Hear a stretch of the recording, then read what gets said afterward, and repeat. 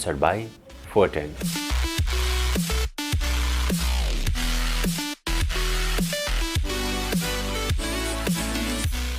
Supported by O2 Studio. उत्कृष्ट रेकर्डिङको लागि O2 studio Kapurdhara Kathmandu सम्पर्क 9862622558. Supported by ShareHub. Educational partner Emperor Education Network. नमस्ते.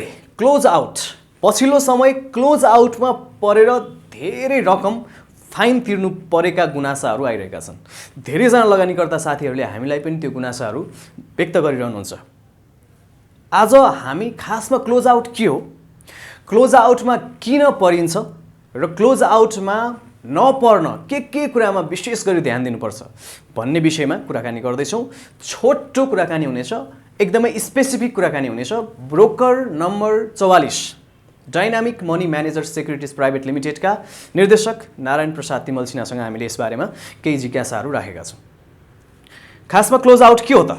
Close out भनेको आफूसँग भएको सेयर भन्दा बढी सेयर बिक्री गर्न गएको खण्डमा पनि क्लोज आउट हुन्छ र आफूसित हुँदाहुँदै पनि सेयर बिक्री गरिसकेपछि इडिएस गरिएन भने र भनेको आफूले दिनुपर्ने सेयर अरू ग्राहकलाई दिइएन भने, सेटलमेन्ट गर्न सकिएन भने त्यो बेलामा पनि क्लोज आउट हुन्छ. आफूसँग नभएको सेयर पनि बिक्री गर्न मिल्छ र सिस्टमले त आफूसँग नभएको सेयर बिक्री गर्न त दिँदैन.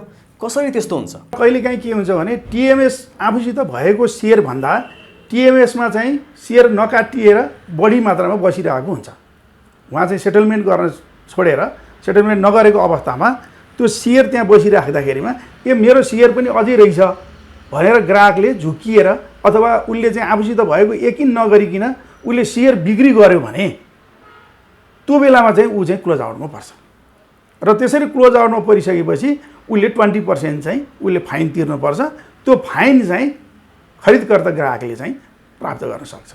अनि जुन यो 20% फाइन लाग्छ, त्यो फाइन चाहिँ जसले खरिद गरेको हो सबै उसले पाउने हो कि ब्रोकरले पनि केही पाउँछ त्यसमा? खरिदकर्ताले ट्याक्स कटाएर चाहिँ पाउँछ.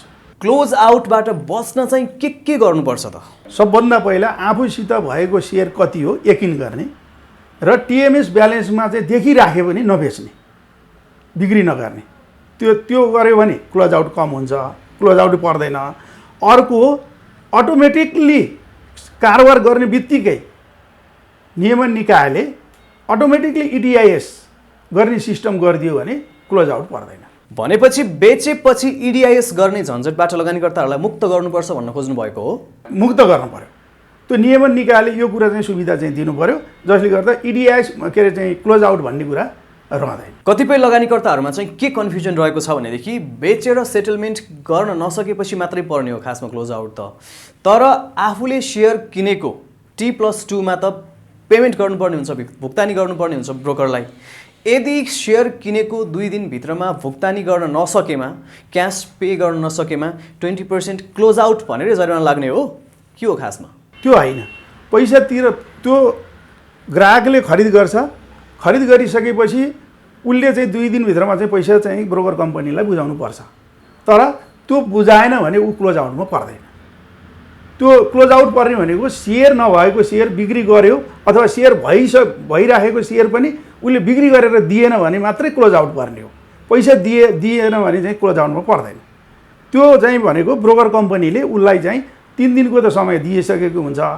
त्यो चाहिँ अवधारणा चाहिँ गलत छ. टिएमएसमा देखियो तर बिक्री पहिल्यै गरिसक्यो, उसले हिसाब किताब गरेन, तर उसले देखियो भनेर फेरि बिक्री गर्यो भने त्यहाँनिर चाहिँ ऊ क्लोज आउटमा पर्छ. टिएमएसमा सेयर देखिने तर डिम्याटमा नहुने, टिएमएसमा सेयर भएको कारणले गर्दा बेच्न चाहिँ मिल्ने फेरि, तर डिम्याटमा नभएको कारणले गर्दा सेटल गर्न नसकिने, यो समस्यामा खास कमजोरी चाहिँ कसको हो? त्यसमा त अब यो सिस्टमकै कमजोरी हो.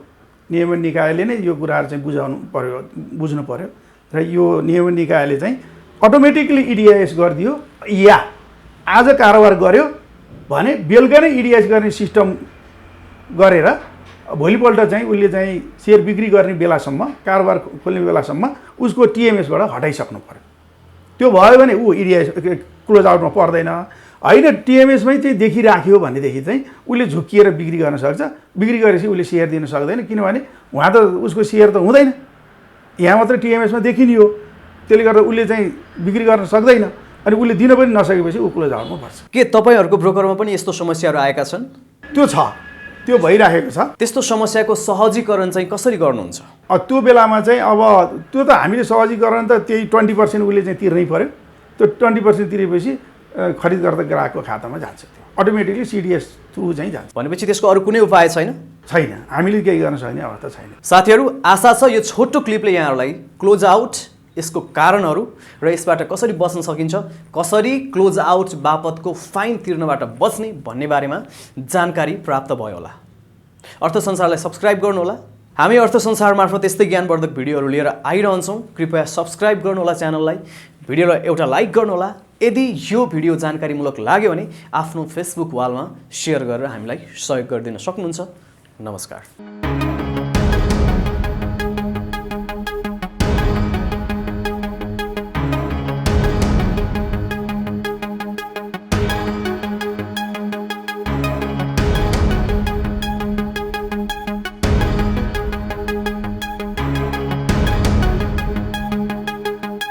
Sponsored by 410.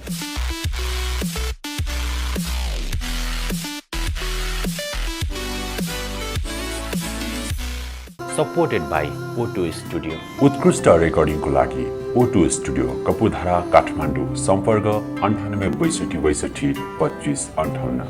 Supported by ShareHub.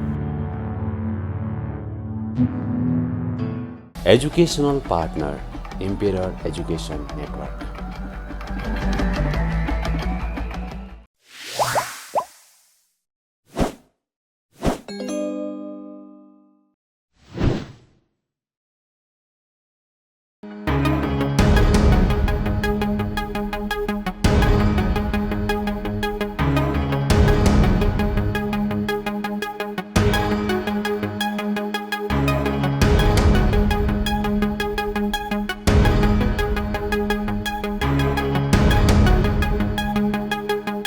Sponsored by 410.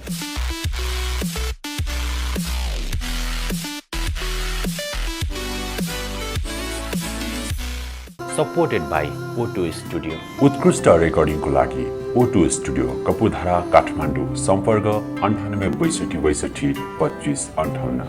Supported by ShareHub. Educational partner, Embedding Education Network.